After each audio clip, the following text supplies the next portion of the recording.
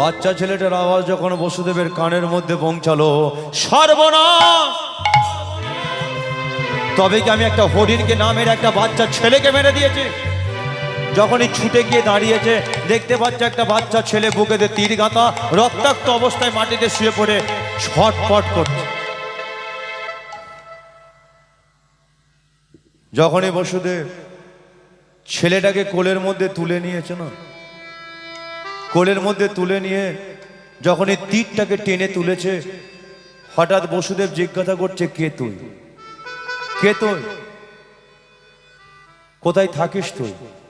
বলে বলল, আমি দূরে পাতার কুটিরের ভেতরেতে থাকি। এখানে কেন এসেছিলিস? আমি এক বালতি জল আনতে এসেছিলাম। কেন তোর বাবা নেই? না। তোর মা নেই? না। তোর কি আর কেউ নেই? আছে আছে আছে। আমার না, আমার একটা দিদি আছে, দিদি। তাহলে তোর দিদি কি এখানে জল আনতে আসতে পারে না? ছেলেটা বলে বললো, আমার দিদি কি করে জল আনতে আসবে? আমার দিদি তো জন্ম থেকেই অন্ধ। প্রতিটা দিন আমি দিদিকে খাইয়ে দিলে তবে দিদি আমার খায়। রাতের বেলা দিদির মাথা গড়ায় বসে আমি যদি দিদির মাথাতে হাত বুলিয়ে দিলাম তবে দিদি আমার ঘুমাতো। কিন্তু প্রতিটা দিন আমি নদী থেকে জল নিয়ে যাই। কোনো হিংস্র জন্তু জানোয়ার ছাড়া মানুষকে আমি দেখতে পাই না। আজকে তোমাকে আমি নতুন দেখছি, বলো তুমি কে? বসুদেব বলে বলল, আমি দ্বারকার রাজা বসুদেব। তুমি একটা রাজা হয়ে প্রজাদের জীবন দান করো, এটাই তোমার কর্তব্য। কিন্তু তুমি একটা রাজা হয়ে দুটো জীবনকে কেড়ে নিলে। বসুদেব বলে বলল, কেন কারলাম? জিজ্ঞাসা করছো কেন? অল্প কিছুক্ষণ পরে আমি তো মরে যাব। তাহলে আমি মরে যাবার পরে আমার দিদি আজকে পাতার কুটিরের ভেতরে বসে আছে। তাহলে দিদি কি করবে? যে ভাইটা এখনো আসছে না, দেখি আমি একটু এগিয়ে যাই। যখনই দিদি বেরোবে কুটিরের ভেতর থেকে বাইরে, এই জঙ্গলে কত হিংস্র জন্তু জানোয়ার আছে, যে জন্তু জানোয়ারগুলো দিদিকে একা পেয়ে দিদির শরীরের মাংসগুলোকে টেনে হেজড়ে খাবে। যন্ত্রণা সহ্য করতে না পেরে দিদি তো আমার মরে যাবে। কিন্তু আজকে এইভাবে তুমি আমাকে বিনা কারণে হত্যা করলে কেন? বসুদেব বলে বলল, শোন বাবা, আমি হয়তো তোর জন্য কিছু করতে পারবো না, অল্প কিছুক্ষণ পরে তুমি মরে যাবে। কিন্তু তোর ওই দিদির জন্য আমায় কি করতে হবে বল? ছেলেটা বলে বলল, শোনো, তোমার কে আছে? আমার পরিবার আছে। যে কৃষ্ণ, কৃষ্ণ আমারই সন্তান। ছেলেটা বলে বলল, আমি তো অল্প কিছুক্ষণ পরে মরে যাব। আমি মরে যাবার পরে তুমি আমাকে নদীর তীরেতেই গর্ত খুলে মাটি চাপা দিয়ে দেবে। চলে যাবে এই পাতার কুটিরের ভেতরে। যে আমার অন্ধ দিদি বসে আছে, দিদির স্মৃতিতে সিঁদুর তুলে ওকে তুমি স্ত্রীর মর্যাদা দেবে। অসম্ভব! দ্বারকা রাজা আমি বসুদেব, যে কৃষ্ণ, কৃষ্ণ আমারই সন্তান। আবার তোর মতো একটা অন্ধ দিদিকে আমি বিয়ে করতে পারবো না। তুই মর, এখানে মর, আমি চললাম। ছেলেটা বলে উঠলো, দাঁড়াও দাঁড়াও দাঁড়াও, বিনা কারণে বিনা অপরাধে তুমি একটা বাচ্চা ছেলেকে তীর মেরে হত্যা করে চলে যেতে পারো না। একটা কথা শুনে নাও, এই মুহূর্তে যদি আমাকে বা আমার দিদিকে যদি দায়িত্ব না নাও, স্ত্রীর যদি মর্যাদা না দাও, আজকে যেমন করে তুমি তীর মেরে একটা বাচ্চা ছেলেকে হত্যা করলে, একদিন এমনই একটা দিন আসবে যে কৃষ্ণ তোমার সন্তান, ওই কৃষ্ণকে তোমারই চোখের সামনে তীর মেরে হত্যা করবে। বাবা হয়ে সেটা তোমায় দেখতে হবে। বলার সাথে সাথে ছেলেটা ইহ জগৎ থেকে পর জগতে চলে গেল। বসুদেব নিরুপায় মরা বাচ্চা ছেলেটাকে কোলে করে ধরে ওই নদীর তীরেতে বসে বসেই শুধু কাঁদে। হায় নিয়তি, হায় নিয়তি, হায় নিয়তি, হায় নিয়তি, ও বিধিরে তো লীলা চমৎকার, বিধিরে তো নীলা চমৎকার, ও বিধিরে তো লীলা চমৎকার, বিধিরে তো নীলা চমৎকার, বিধিরে তো নীলা চমৎকার ও বিধিরে তো নীলা চমৎকার। একটা মিনিটের মধ্যে বসুদেব কখনো ভাবতে পারেনি, বসুদেব কখনো ভাবতে পারেনি তার জীবনে একটা বড় দুর্ঘটনা তার জীবনে ঘটবে। বাচ্চা ছেলেটাকে মাটি চাপা দিয়েছে। যখনই মাটি চাপা দিয়ে বসুদেব পাতার কুটিরের ভেতরেতে ঢুকেছে, দেখতে পাচ্ছে একটা অন্ধ মেয়ে বসে আছে। ছেলেটার কথা মতো বসুদেব অন্ধ ললিতার স্মৃতিতে যখনই সিঁদুর তুলে দিয়েছে, ললিতা জিজ্ঞাসা করছে, কে তুমি? কে তুমি? আমি তো অন্ধ, যার ভেতরে অন্ধকার, যার বাইরে অন্ধকার।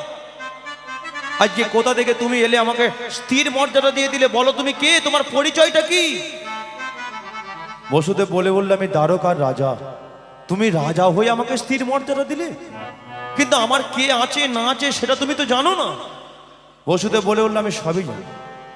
তোমার বাবা নেই, তোমার মা নেই, তোমার ভাই বেঁচে ছিল, সেই জন্য তুমি প্রতিটা দিন স্নান করতে পারতে। কিন্তু আজকে একটা কথা বলে যায়, তোমার ভাই আর কোনো দিনের জন্য তোমার কাছে আসবে না। কেন আসবে না? ভাই তো জল আনতে গেছে, জলে নিয়ে এলে আমি তবে স্নান করব। বসুদেব বলে বললো, তোমার ভাইকে আমি নিজে হরিণ মনে করে হত্যা করে দিয়েছে।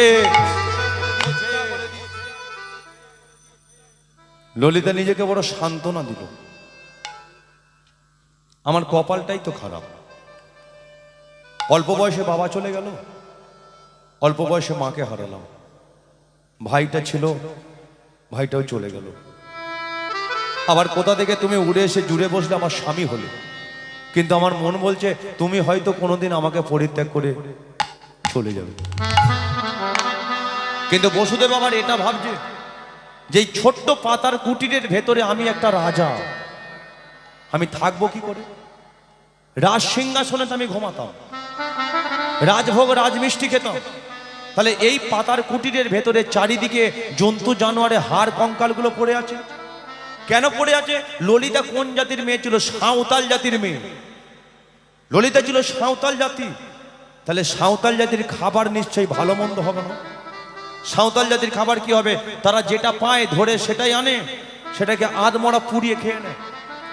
তাই আজকে বসুদেব চিন্তা করছে এই দুর্গন্ধ নোংরা এই কুটিরের মধ্যে আমি থাকবো কি করে। তাই সারা দিনটা বনে বনে ঘোরে, বনের জল খায়, বনের ফল খায়, কিন্তু যখনই রাত হয়, রাতের বেলা ওই অন্ধ ললিতা সে কি করে? বসুদেবকে সারা দিনটা পায় না, স্বামীর চরণ তলেতে বসে, আর অন্ধ ললিতা সারা রাত্রির ধরে বসে বসে চরণ দুখানা শুধু সেবা করে যায়। আখির নয়ন মনি মন চিন্তা মনে,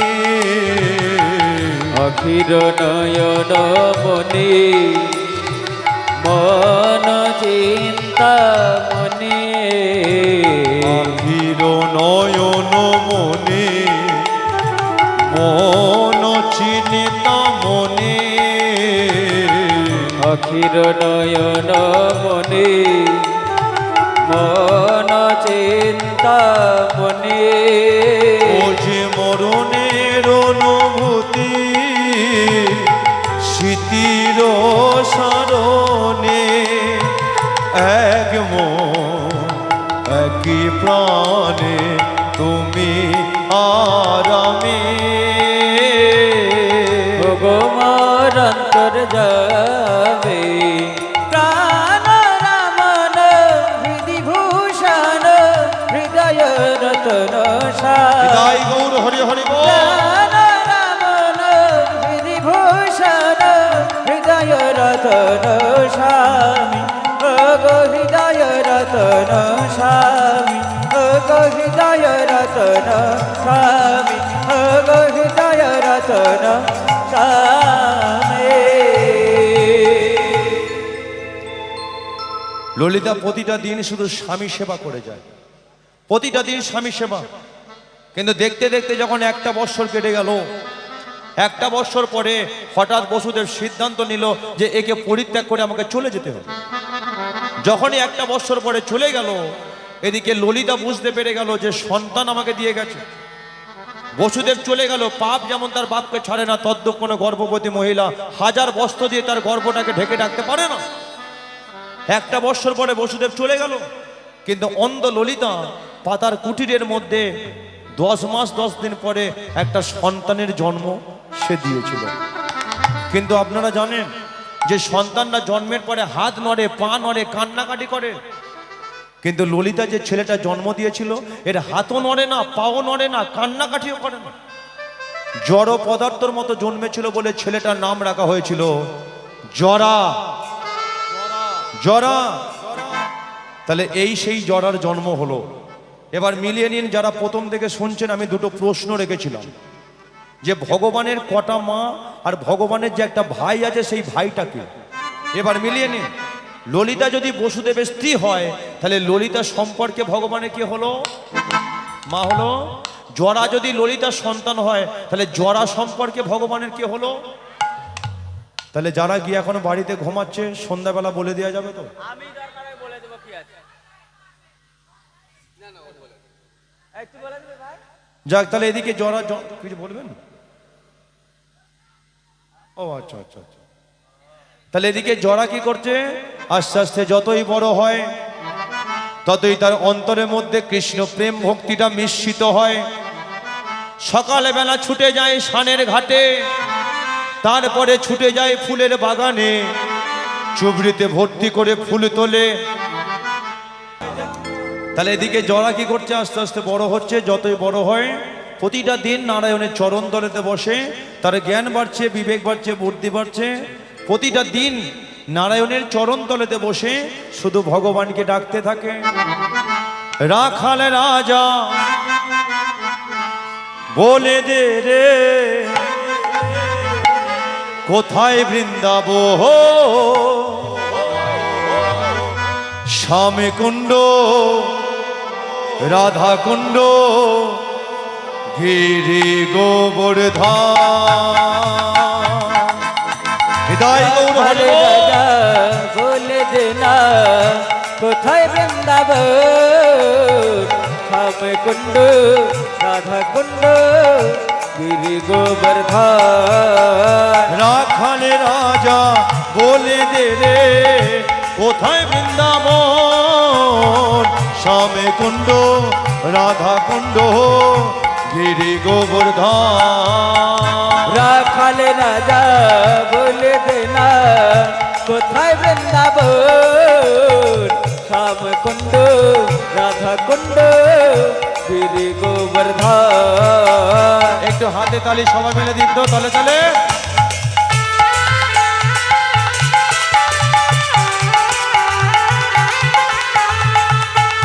হৃদয় গৌর হরিব।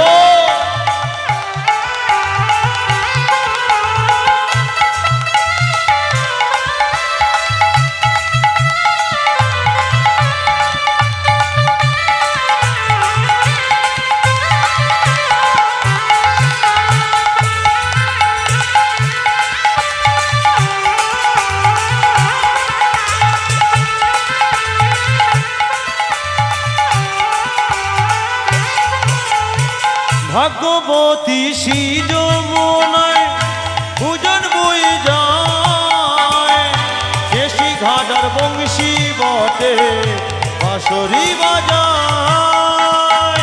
ভগবতী শ্রী যৌবন উজন বহে যায়, বেশি ঘাটার বংশী বটে বাঁশরি বাজায়। ভাগ্যবতী সিজ মনায় ভুজন বই যায়, কেশি ঘাটার বংশী বটে বাঁশরি বাজায়।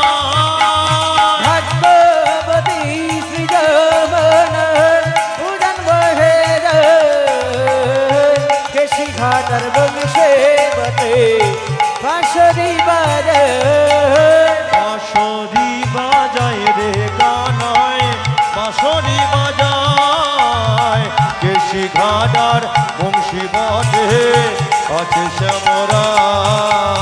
বাঁশরি বাজায় রে কানাই, বাঁশরি বাজায়, কেশি ঘাটার বংশী বটে আছে শ্যামরা।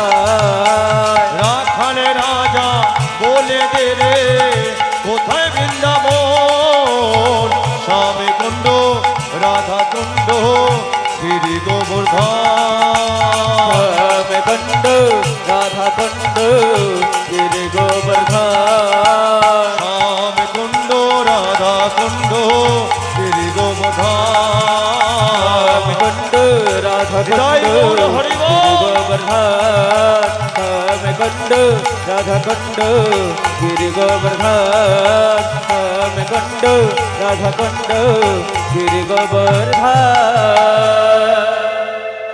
বলি একবার চৈতন্য মহাপ্রভুকে, বৃন্দাবন ধামে কে, শ্রীমতী রাধা রানী কে, যা।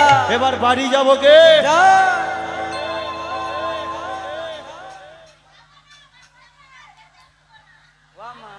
যাক, একটা কথা বলি, আপনাদের এখানে ভালো ডাক্তার বুদ্ধি কেউ আছে? নেই? না না, যদি থাকে আমাকে একটু ঠিকানাটা দেবেন। মানে একজনের একটু গন্ডগোল আছে, তাকে একটু নিয়ে যেতে হবে।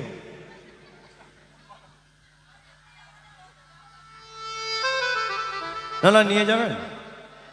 আরে আমার মা তো জন্ম থেকে অন্ধ, সেটা তো আপনারা দেখছেন ভালো করে। কিন্তু ঘটনা হচ্ছে, আমি কানে শুনেছি যে মানুষের রোগ নাড়া হলে কোথায় যায়? ডাক্তার বদ্রির কাছে যায়। তাহলে আমার মা জন্ম থেকে অন্ধ, মাকে যদি আজকে ডাক্তার বদ্রির কাছে নিয়ে যেতে পারি, তাহলে আমার মা তো দৃষ্টিটা ফিরে পেতে পারে। তাই জরা কি করেছে, ছুটে গেছে মায়ের কাছে। মা, কি হয়েছে জরা? না মা শোনো না, আমি তোমাকে নিয়ে একটু শহরে যাব। বলে কেন? শহরে গিয়ে ডাক্তারবাবুকে দেখিয়ে তোমার দৃষ্টিটাকে ফিরিয়ে দেবো। যেই বলেছে দৃষ্টি ফিরিয়ে দেব, ডাক্তারবাবুর কাছে নিয়ে যাবে। কিন্তু একটা কথা বল, ডাক্তার বদ্রির কাছে গেলে শুধু টাকা পয়সা অনেক লাগবে, কিন্তু 4 আনা পয়সা তো তোর পকেটে নেই। জরা বলে আমি শহরে যাব, শহরে গিয়ে বড় বড় বাবুদের দরজায় দরজায় গিয়ে ধাক্কা মারবো। ধাক্কা মেরে আমি ভিক্ষে করব, আর ভিক্ষে করে যেটা পাবো সেটা দিয়েই তোমার চোখটাকে ফিরিয়ে দেব। ললিতা মনে মনে চিন্তা করছে, শহরে তো আমার স্বামীটাও থাকে, তাহলে দেখা হয়ে যেতে পারে। ঠিক আছে চলো। এখন ওই জরা কি করেছে, মায়ের হাতটাকে ধরে চলেছে কোথায়? সেই আজকে শহরের দিকে।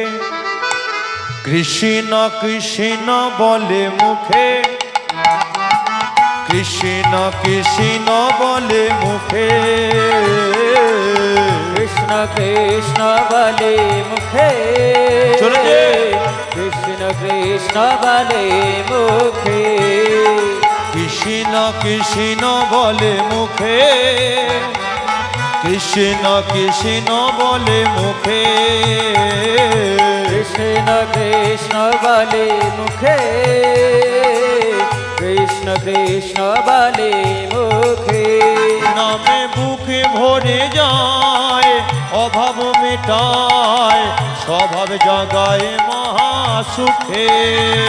নামে বুক ভরে যায়, অভাব মেটায়, স্বভাব জাগায় মহা সুখে নামে বুকে ভরে যায়, অভাব মেটায়, স্বভাব জাগায় মহা সুখে। নামে বুক ভরে যায়, অভাব মেটায়, স্বভাব জাগায় মহা সুখে একবার কৃষ্ণ কৃষ্ণ বলে মুখে, কৃষ্ণ কৃষ্ণ বলে মুখে, কৃষ্ণ কৃষ্ণ বলে মুখে কৃষ্ণ কৃষ্ণ বলে মুখে কৃষ্ণ কৃষ্ণ বলে মুখে, কৃষ্ণ কৃষ্ণ বলে মুখে কৃষ্ণ কৃষ্ণ বলে মুখে। কৃষ্ণ কৃষ্ণ বলে মুখে বলি একবার ভগবান কৃষ্ণচন্দ্রকে। এই যে মা ওখানে বসো না, ওখানে জায়গা আছে, বসো। না না, ওদিকে নয়, ঘাড় ঘোরাতে হবে না। হয়ে এলো আবার নাকি বসবে শেষ মুহূর্তে। জরা মাকে নিয়ে শহরে গেছে। জরা এখন মাকে বলছে, মা তুমি ওখানে বসো, নিচে জায়গা আছে। কারণ তুমি তো ভিক্ষে টিক্ষে করতে পারবে না, ঘুরে ঘুরে দাঁড়ে দাঁড়ে যেতে হবে। আমি যাচ্ছি গিয়ে ভিক্ষে করব, তবে তুমি একটা জায়গাতে বসো। এবার জরা কি করেছে, মাকে একটা জায়গাতে বসিয়ে দিয়ে বড় বড় বাবুদের দরজায় দরজায় গিয়ে ধাক্কা মারে। ওগো বাবু গো,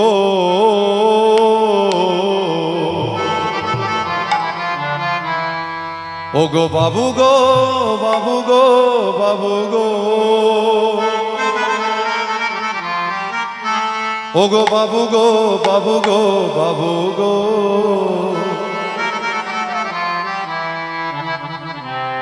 আমি হলাম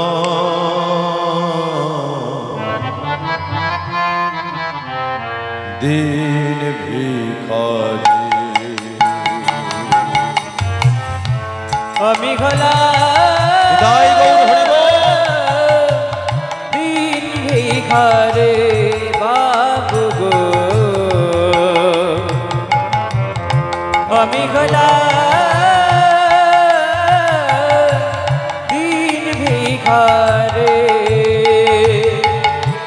সঙ্গে আছে গিরিধারে, তারে লাগি আমি ভিক্ষা করে। সঙ্গে আছে গিরিধারে, তার লাগি আমি ভিক্ষা করি। আমি তারি খাই তারি পড়ে, তারি খাই তারে পড়ে, আমি তারি খাই তারি পড়ে। তারি খাই তারে পড়ে, তারে গুণ গায়। আমি গলা দিন ভিখারে বাবু গো, আমি গলা দিন ভিখারে বাবু গো, আমি গলা আমি গলা আমি গলা দিন ভিখারে।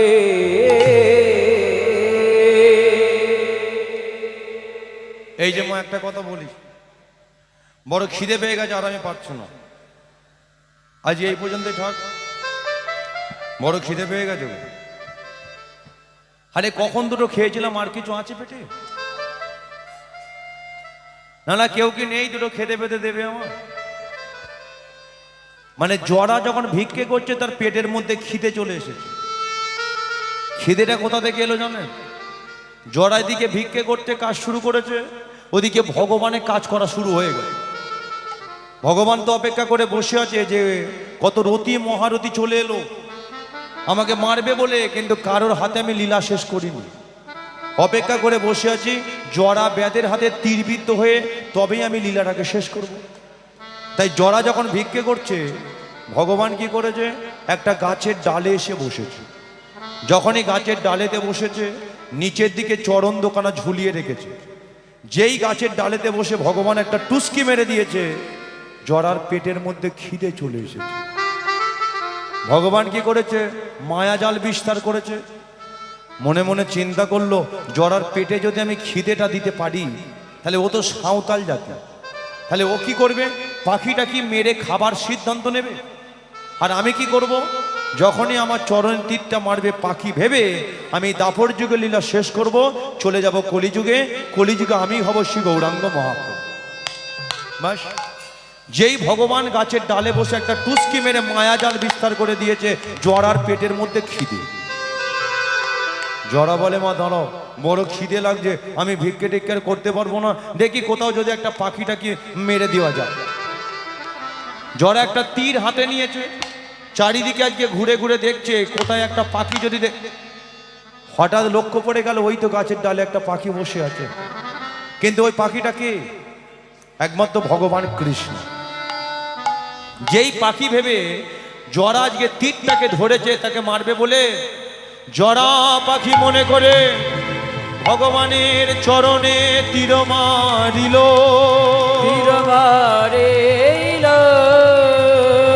ভগবান তার সর্বস্ব কিছু ছেড়ে ধরণীর ধুলিতে পড়িল। ধরণে হরি বল, হরি বল। ধরণে ধুলিতে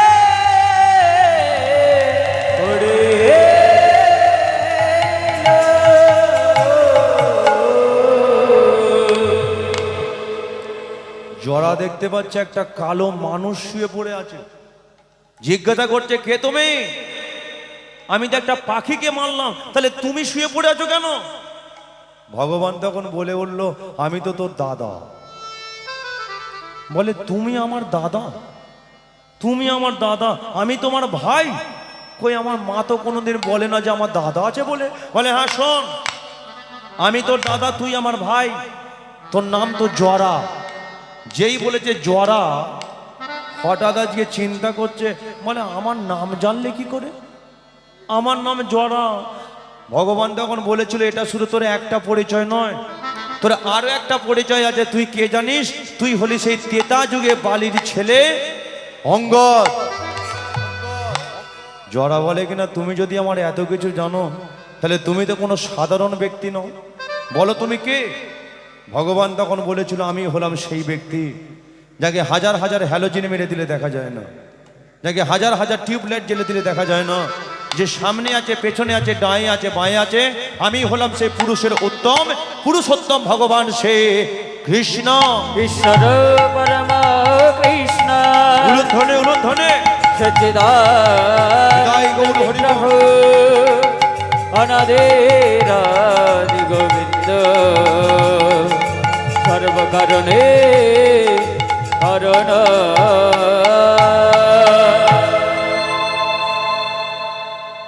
জরা বলে, কিনা তুমি যদি কৃষ্ণ হবে, আগে আমার মায়ের চোখ দুটোকে ফিরিয়ে দাও।